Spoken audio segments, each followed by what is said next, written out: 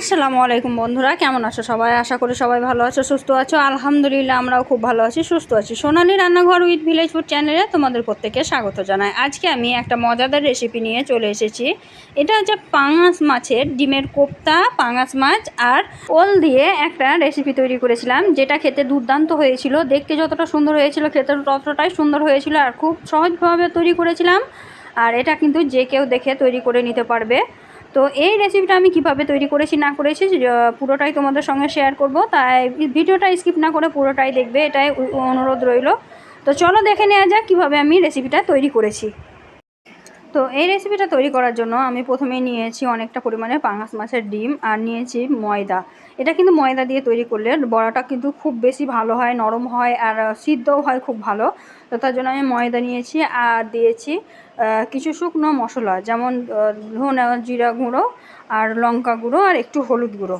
এখানে কিন্তু লবণ ব্যবহার করা চলবে না, কারণ এই কোপ্তাটা কিন্তু তখন সিদ্ধ হবে না। তো ভাত দিয়ে ভালোভাবে চটকে চটকে মাখিয়ে কিন্তু ডিমের রেসিপিটা তৈরি করে নেব। তো ডিমের এই মিশ্রণটা তৈরি করে নিয়েছি, আর এদিকে অল্প পরিমাণে তেল দিয়ে দিয়েছি কড়াইয়ে। দিয়ে আমি তেলটাকে হালকা গরম করে নিয়েছি, তারপরে আমি ছোট ছোট আকারে দিয়ে দিচ্ছি, বড়া আকারে। দিয়ে কিন্তু আমি সবগুলো বড়া লাল লাল করে একটু ভেজে নেব। তো সবগুলো বড়া আমি দিয়ে দিয়েছি, আর একে একে আমি উল্টিয়ে দিচ্ছি। দেখতে পাচ্ছ একদিক কিন্তু সুন্দরভাবে লাল লাল হয়ে ভাজা হয়ে গেছে, আর অপর দিকে আমি উল্টে দিচ্ছি। এটা কিন্তু উল্টাতে একটু অসুবিধা হচ্ছে না, যেহেতু আমি ময়দা দিয়েছি, তার জন্যই কিন্তু একটু অসুবিধা হচ্ছে না। তো দেখতেই পাচ্ছ আমি নাড়াচাড়া করে কিন্তু দেখো একদম লাল লাল করে ভেজে নিচ্ছি। তো বড়াগুলো আমি উল্টিয়ে পাল্টিয়ে একদম লাল লাল করে কড়া করে ভেজে নিয়েছি, আর এখন আমি তেল ঝরিয়ে তুলে নিচ্ছি। দেখো, তো সবগুলো বড়া আমি তুলে নিলাম ঝাঁঝরার মধ্যে। এই তো দেখতেই পাচ্ছ বড়াগুলো সব আমি তুলে নিলাম। নিয়ে এখন আমি ওই তেলের মধ্যে মাছগুলো ভেজে দেব। তো মাছগুলো আমি আগে থেকে কিন্তু নুন হলুদ মাখিয়ে ভালোভাবে ধুয়ে পরিষ্কার করে রেখেছিলাম। তারপরে ভাজার সময় কিন্তু লবণ হলুদ কিছুই ব্যবহার করিনি, ডাইরেক্ট এমনি ভেজে নিচ্ছি। যেহেতু কোপ্তাটা রান্না করলে তখন কিন্তু লবণ থাকলে সিদ্ধ হবে না, তার জন্য একে একে মাছগুলো দিয়ে আমি কড়া করে ভেজে নেব। পাঙাশ মাছ যতটা ছোট ছোট করে কাটবেন ততই খেতে ভালো লাগবে, আর যতটা মানে কড়া করে ভাজা যায় ততটাই টেস্টি হবে। তো এই তো আমি দিয়ে দিলাম সবগুলো মাছ, আর সবগুলো মাছ এখন আমি ভেজে তুলে নেব। তো মাছগুলো কিন্তু আমার সবগুলো ভাজা হয়ে গেছে, আর এগুলো কড়া করেই ভেজে নিয়েছি, আর আমি তেল ছড়িয়ে মাছগুলো তুলে নিলাম। এখন এই তেলেই কিন্তু আমি ভেজে নেব হচ্ছে ওল। তো ওলগুলো কিন্তু ছোট ছোট করে কেটে আমি আগে থেকে হালকা সিদ্ধ করে নিয়েছিলাম, যাতে করে মুখটা না চুলকায়। জলটা ফেলে দিয়েছিলাম, তারপরে ছেঁকে তুলে নিয়েছি। দিয়ে ওলগুলো ভাজার জন্য দিয়ে দিলাম। তারপরে ওলগুলোকেও কিন্তু আমি লাল লাল করে ভেজে নেব। তো দেখতে পাচ্ছেন ওলগুলো কিন্তু আমি লাল লাল করে ভেজে নিয়েছি, আর এই তো আমি এই ওলগুলোকেও তেল ঝরিয়ে তুলে নিচ্ছি। আর এটা কিন্তু খুব অল্প তেলে রান্না হবে, দেখতেই পাচ্ছ একই তেল একবারে আমি তেল দিয়েছি, আর ওই তেলেই কিন্তু সমস্ত রান্নাটা কমপ্লিট করছি। এই তো ওলগুলো তেল ঝরিয়ে তুলে নিলাম। এখন আমি এইখানে ফোড়ন দেব। তো ফোড়নে আমি দিয়েছি দুটো তেজপাতা, লং, এলাচ, দারচিনি আর হচ্ছে গোটা জিরা। এই ফোড়নটা দিয়ে দিলাম, এতে করে পাঙাশ মাছের সেন্টটা চলে যাবে, আর খেতে দুর্দান্ত হবে। তো একটু নাড়াচাড়া করে সেন্টটা বার করে নিয়েছি। তারপরে কিন্তু এখন আমি এর মধ্যে একটা পেস্ট দেব, যেটা আদা রসুন পেঁয়াজের পেস্ট রেডি করা আছে, সেই পেস্টটা দিয়ে দিলাম। দিয়ে এখন আমি নাড়াচাড়া করে পেস্টটাকে একটু কষিয়ে নেব।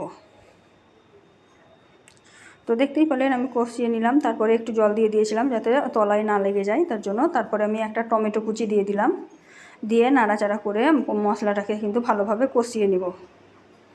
তো দেখতেই পাচ্ছ টমেটোটা দিয়ে আমি ভালোভাবে নাড়াচাড়া করে নিচ্ছি। আর রান্নাটাতে কিন্তু কোথাও একটু লবণের ব্যবহার করা চলবে না, সম্পূর্ণ রান্নাটা হয়ে যাবে তারপরে কিন্তু লবণ দিয়ে ফুটিয়ে নামিয়ে নিতে হবে। তো এই তো এখন আমি সব শুকনো উপকরণগুলো দিয়ে দিয়েছি। দিয়ে দিলাম 2 চা চামচ, চামচ হবে না এখানে, একদম ছোট্ট একটা চামচের মাপে আমি দিয়ে দিচ্ছি সব কিছু। লঙ্কা গুঁড়ো দিলাম 2 চামচ, আর 2 চামচ দিলাম হলুদ গুঁড়ো, দিয়ে দিলাম জিরা ধনিয়ার পাউডার 2 চামচ। সব কিছু আমি 2 চামচ করে দিচ্ছি, কারণ এই চামচের পরিমাণটা অনেকটাই ছোট আছে। তো এখন আমি দিয়ে দিলাম একটু গরম মশলা গুঁড়ো, দিয়ে ভালোভাবে মশলাটাকে নেড়ে চেড়ে কষিয়ে নেব।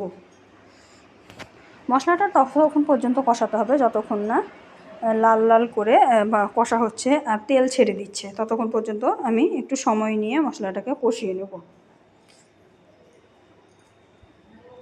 তো মশলাটা আমার কষানো হয়ে গেছিলো আর আমি এখন ওলটাকে দিয়ে দিয়েছিলাম, ভাজা যে ওলটা ছিল সেই ওলটাকে কিন্তু মিক্সড করে দিয়েছি মশলার মধ্যে, দিয়ে ভালোভাবে কষিয়ে নিয়েছি। দেখতেই পাচ্ছ একটুও কিন্তু জল নেই, সম্পূর্ণ মশলাটা ভালোভাবে কষানো হয়ে গেছে। তো এখন আমি জলটা অ্যাড করে দিব, দিয়ে ওলটাকে সিদ্ধ করে নেব ভালো করে। তো এখানে আমি একটু বেশি পরিমাণে জল দিলাম যাতে করে ওলটা সিদ্ধ হয়ে যায়, আর মাছ আর ডিম দিব তখন কিন্তু ঝোলটা অনেকটা টেনে নেবে, তার জন্য জলটা আমি একটু বেশি করে দিলাম, দিয়ে নাড়াচাড়া করে কিন্তু একটু ঢাকা দিয়ে সিদ্ধ করে নেব। তো এই তো নাড়াচাড়া করে দিলাম, এখন আমি ঢাকা দিয়ে সিদ্ধ করে নেব।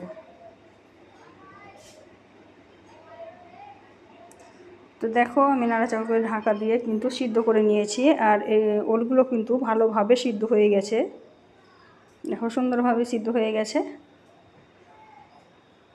আমি দেখে চেক করে নিলাম। এখন আমি একে একে মাছের ডিমগুলো দিয়ে দিব আর মাছগুলোও দিয়ে দিব। তো এই তো একে একে আমি সবগুলো ডিম দিয়ে দিলাম, তারপরে মাছগুলোও দিয়ে দিচ্ছি। তো মাছ ডিম দুটোই আমি ভালোভাবে দিয়ে দিলাম, দেখতেই পাচ্ছেন। দিয়ে নাড়াচাড়া করে আবারও ঢাকা দিয়ে হালকা আঁচে ডিমটাকে সিদ্ধ করে নেব। মাছ আর ডিম দুটোকেই ভালোভাবে সিদ্ধ করে নিতে হবে।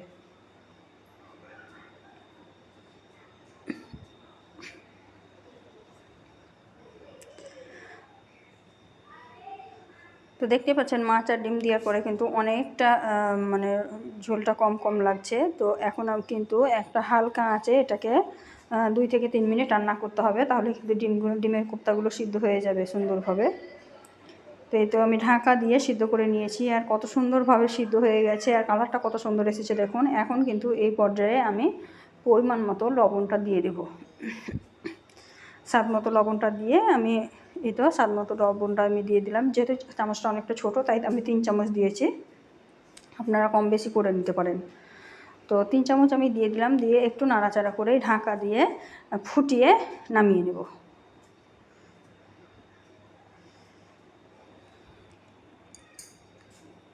তো নাড়াচাড়া করে দেওয়া হলো। এখন আমি তো মাছটা আমার হয়ে গেছে আর নামিয়ে নিয়েছিলাম, নামিয়ে আমি এখন পরিবেশন করে আপনাদেরকে দেখাচ্ছি। তো দেখুন এখন আমি একটা কাঁচের বাউল নিয়েছি, আর এই বাউলের মধ্যেই পরিবেশন করে দেখাচ্ছি আপনাদেরকে। দেখতে যতটা সুন্দর হয়েছিল খেতেটাও কিন্তু ততটাই সুন্দর হয়েছিল। তো একবার হলেও এইভাবে মাছের এই রেসিপিটা তৈরি করে দেখবেন, খেতে দুর্দান্ত হয়।